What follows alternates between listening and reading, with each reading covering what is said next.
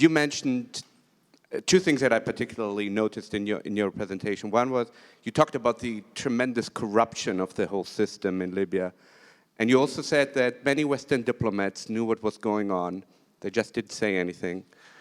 It sort of became complicit through their silence and became part of this corruption. And if we now look around, just nearby here, this corruption continues.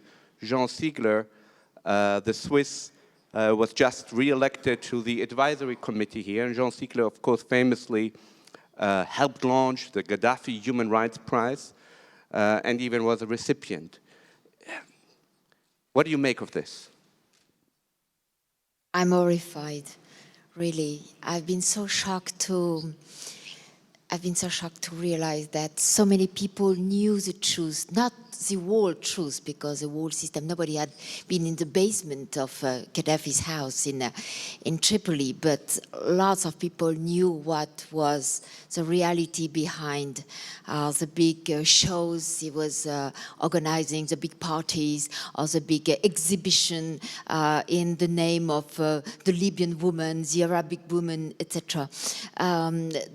I asked a question to someone very important at the Quai d'Orsay in Paris, the foreign minister, and it was a very important diplomat, and he said, well, of course, we knew a lot of things. I said, well, to which point? He didn't want to answer, but he told me that Mabrouka Sherif, who was the woman in charge of his harem, in charge of other things also, but mainly in charge of the harem.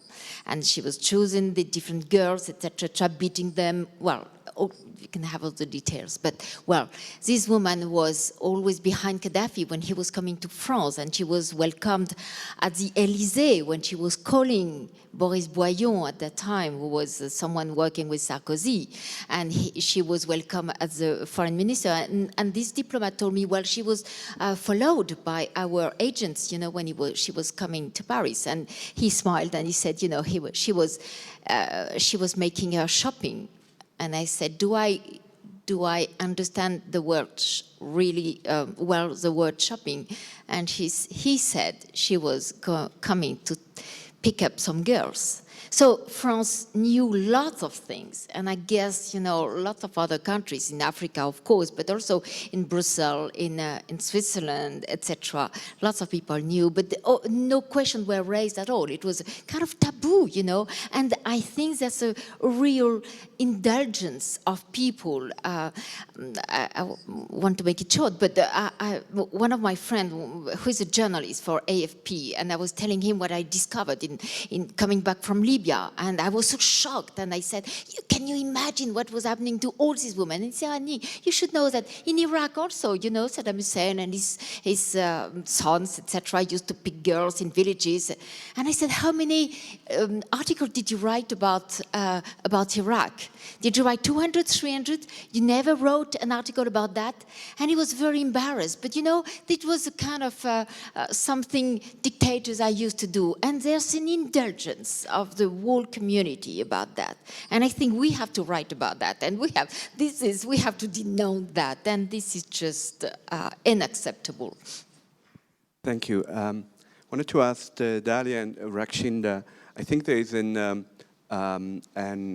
one overlapping theme here, that some or even much of the violence doesn't necessarily come from the state, from the government, but much of it has permeated society and has become part of the cultural concepts or cultural philosophy, very often supported perhaps by governments and states or tolerated, but not necessarily directed straight from government. So I wanted to ask, you know, if sort of people always talk when we deal with particularly nasty regimes about regime change, those changes in government would not necessarily affect what happens in society. How do you affect change at the grassroots level, at the society level?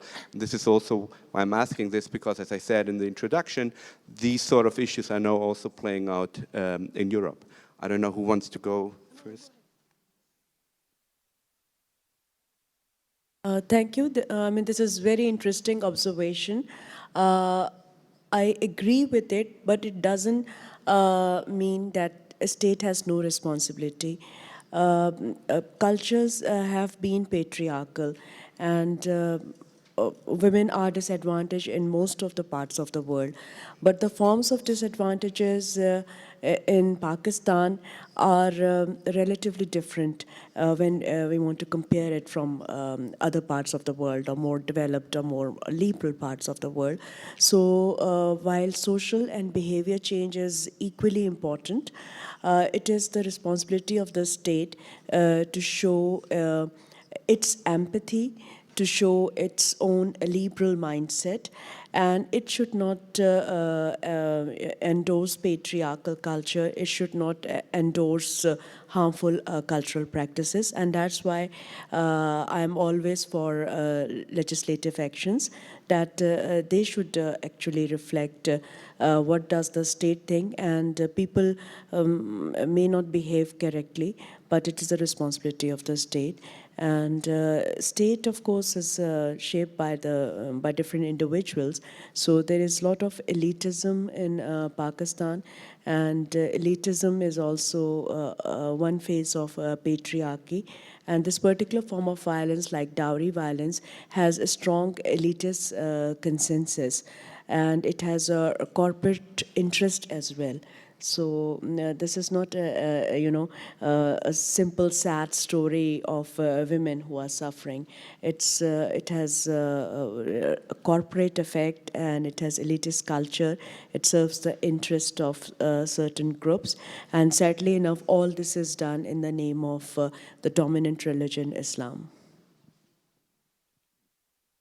Okay, I will focus mainly on the point of violence and the grassroots people. It's true, of course, regimes are somehow responsible for this by creating this state of division and polarization among the people, and showing that the good should be in one package and the bad should be in the other package, thus it leads to violence. But if we take Egypt as an example, actually we're a very homogeneous society. We're not like Syria, for example, with different sects, with different religions. We're not like Libya with different tribes, but we're more homogeneous. We share so many things in common. That's why we tended always to be more peaceful.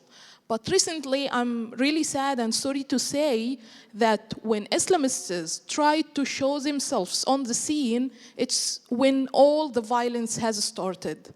And I think this also applies to Pakistan. The real makers of violence here and there are the extremists who gave themselves the right to speak in the name of Islam. And if you, as a liberal Muslim or a secular, I'm not sure if this term is right, secular Muslim, but if you're a liberal Muslim and you want to promote a moderate perception of Islam to the people and help them adopt this, or even if you want to separate between state and religion, they come up and fight against you. This is exactly what we've seen in June 30, 2013.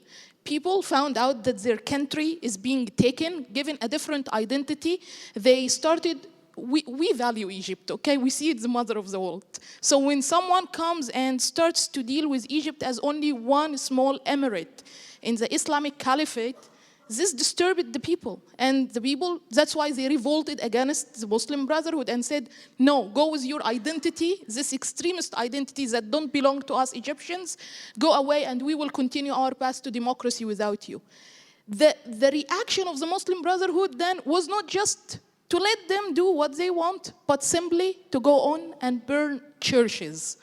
And this was the first step of inciting violence. And in response, actually, I will never forget this, and I'm sure the history will never forget this. The Pope, the head of the greatest head of the church in Egypt, he came out and said the churches are only wood and stones. We want to keep Egypt, and this is what matters most. So compare between this situation and that situation. Someone, imagine your worship house is being burned for no reason, and then you go and respond so peacefully. This is the Egyptian people. So I think violence comes only when you try to impose your identity on someone. And unfortunately, I think this is what's happening in all the Arab Spring countries right now. And I hope we don't get to the point of being like similar to see what's things like what's happening in Pakistan or so, and recover from this soon. Thank you very much. We have, I think, time for one last question to Tenzin. Perhaps it's unfair that I ask you this question, but you mentioned it. It's one of the most underreported stories at all. Part of the explanation surely is that you have the double misfortune to not only be occupied, but being occupied by one of the Security Council members, an economic and military superpower. But that cannot be the entire story if we compare it, for instance, to the situation in Russia, where there is much more debate and public exposure. What is your personal explanation for the lack of coverage on Tibet? Thank you for the question, because I had 3 recommendations today, and one of the recommendations was for the media, which I totally missed out owing to the time constraint. Yes, it's partly because of the censorship, because of the communications blackout, partly because of the Great Firewall, which is placed across the length and breadth of Tibet and parts of China as well. I think partly I do see a lack of courage from the global or the international media. I don't want to bring out names, but I don't know if I'm being judgmental, but I also see a sense of double standard, I would say, when it comes to reporting on Tibet. And I think I have a background in communication, so I did journalism for a while. I realized that a lot of the international media, though claim to be independent, but we know that they are run by corporates. So corporate conglomeration runs the media. And corporates is all about money, and China has all the money. And somewhere it does stem to China. But somewhere I think one of the recommendations that I had to place was to make Tibet and getting access to Tibet as a journalistic challenge. Journalism is not all about money, it's about the ethics. It's about covering not just what is apparent and not what just is evident, but what is hidden. I think that's where the courage for journalists come, and that's why I think taking opportunity of this gathering, I'd like to really throw the challenge onto the international media, the global media outlets based in Beijing, to actually start not just cover what we call as the state-sponsored information, but to uncover Tibet. I think that is, again, a recommendation that's going to come from my side. They need a little courage to do that. Yeah, thank you for your question. Well, thank you very much. Thank you to all of our participants. Thank you for your courage and your work. And thank you for being with us here today.